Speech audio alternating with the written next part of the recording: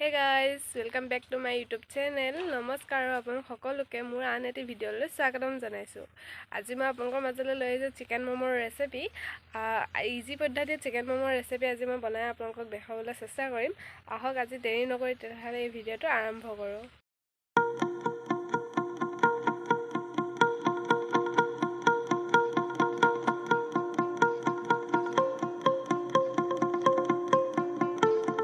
Chicken momo বনাবলৈ মই ইয়াত লৈছো মাংস 300 গ্ৰাম আৰু মাংসখিনি মই ভালদৰে বইল কৰি লম।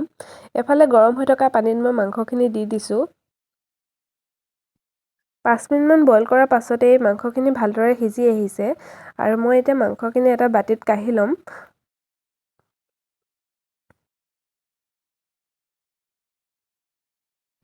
এয়া দেখিছে মাংসখিনি ভালদৰে সিজি গ'ল। আহক এতিয়া আমি মমৰ ষ্টাফিং ৰেডি কৰি লওঁ। ইয়াত মই ডাঙৰ পিয়াজ 4টা মিহিকৈ কাটি লৈছো, অকমান আজিনামটৰ লৈছো, অকমান আদা ৰচুনৰ পেষ্ট, সয়া সচ অকমান লৈছো আৰু মাংসখিনি হাৰ্ডিখিনি এৰুৱাই ভালদৰে কুটি লৈছো। এতিয়া এই কাটি লোৱা পিয়াজখিনিত মই 1 চামুচ নিমখ ভালদৰে মিহলাই লৈছো। তাৰ পাছত 5 মিনিটমান সময় মই ইয়াক এনেদৰে ৰাখি থম। আহক তেতিয়ালৈকে আমি ইয়াৰ ময়দাৰ ডোটো বনাই লওঁ। ময়দাৰ ডো বনাবলৈ আমি ইয়াত ব্যৱহাৰ কৰিম ফাৰ্ষ্টতে 2 চামুচ ৰিফাইন অইল।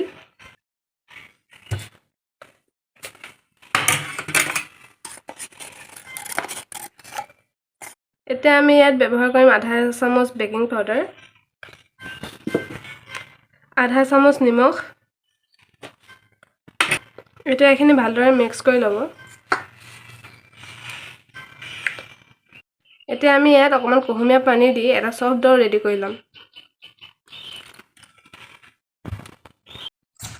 আমাৰ সফট ডো ৰেডি হৈ গৈছে। আমি এতিয়া ষ্টাফিংখিনি ৰেডি কৰি ল'ম। ইয়াক এনেদৰে অলপ দেৰি থৈ দিম। 5 মিনিট পিয়াজখিনি নিমখ সানি থোৱাৰ পাছত আমি পানীখিনি চেপি উলিয়াই দিলোঁ পিয়াজখিনিৰ পৰা। তাৰপাছত এতিয়া আমি এই পিয়াজখিনি এই কুটি থোৱা মাংসখিনিৰ লগত দি দিম।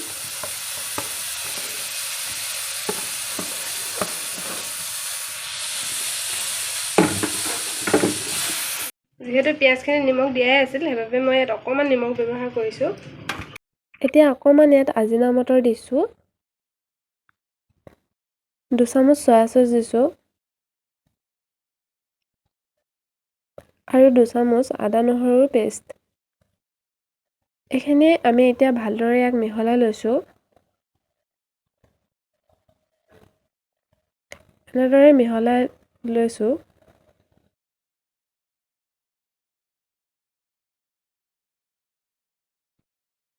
এইখিনি ভালদৰে মিক্স হৈ গ'ল। এতিয়া মই এই মঠি থোৱা ময়দাখিনি সৰু সৰুকৈ বেলি ল'ম মমৰ বাবে।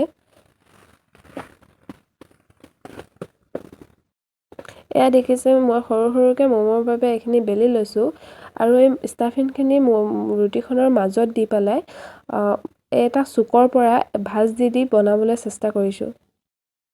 এয়া দেখিছে এনেদৰে ভাঁজ কৰি মই বনাইছোঁ। আপোনালোকে আপোনালোকৰ পচন্দ অনুসৰি যিকোনো ধৰণৰ ইয়াক শ্বেপ দিব পাৰে। মই ইয়াত 2টা ধৰণৰ শ্বেপ দি দেখাইছোঁ আপোনালোকক। আৰু এটা মই তেনেদৰে এনেকৈ চুকটোত ভাঁজ কৰি এটা চাইডে ভাঁজ কৰি নিছোঁ আৰু এটা চাইডে এনে সমানকৈ লৈ গৈছোঁ।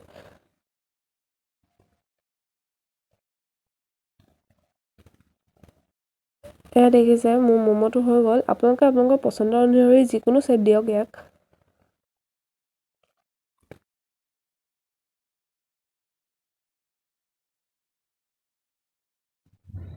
এনেদৰে মই গোটেইকেইটা মমো শ্বেপ দি ল'ম।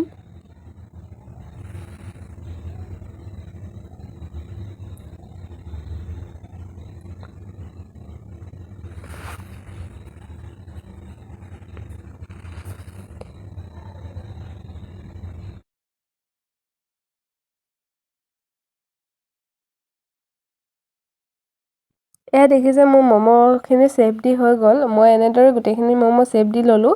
এতিয়া মমো ষ্টিমৰ ট্ৰে এখনত মই তেল অকণমান সানি ইটোৱে সিটো গাত নলগাকৈ দি লৈছোঁ গোটেইখিনি। আৰু এফালে গৰম হৈ থকা পানীখিনিত মই ট্ৰেখন দি লৈ 10ৰ পৰা 15 মিনিট মই ষ্টিম কৰি ল'ম।